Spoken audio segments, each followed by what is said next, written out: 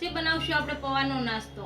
એક વાટકો ચોખાના પૌવા લીધા છે અને પેલા પાણીમાં પલાળ દઈશું અને આપણે પાણીમાં 10 મિનિટ સુધી પલળવા દઈશું। 10 મિનિટ જેવું થઈ ગયું છે આપણા પૌવા સારી રીતના પલળી ગયા છે અને એક વાસણમાં કાઢી લઈશું।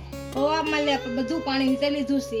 આમાં એક વાટકો ચોખાનો લોટ નાખશું, આમાં થોડીક હિંગ નાખશું, ચીલી ફ્લેક્સ નાખશું, કાળા તલ નાખશું, જીરું નાખશું, સ્વાદ પ્રમાણે મીઠું નાખશું, લીલા ધાણા નાખશું અને બધું આપણે ભેળવી નાખશું। આમાં આપણે જરૂર પ્રમાણે પાણી નાખી અને લોટ બાંધી લઈશું। આપણો લોટ બંધાઈ ગયો છે અને મેંદુ વડાનો આકાર આપી દઈશું। આપણે બધાયને આ રીતનો આકાર આપી અને આ રીતના બનાવી લીધા છે અને આને તળી લઈશું। હવે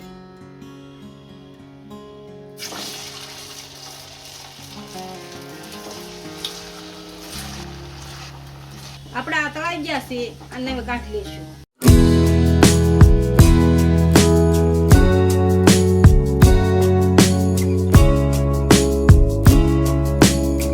ફૂલ વિડીયો જોવા માટે મમ્મી રસોઈની વિઝિટ કરો।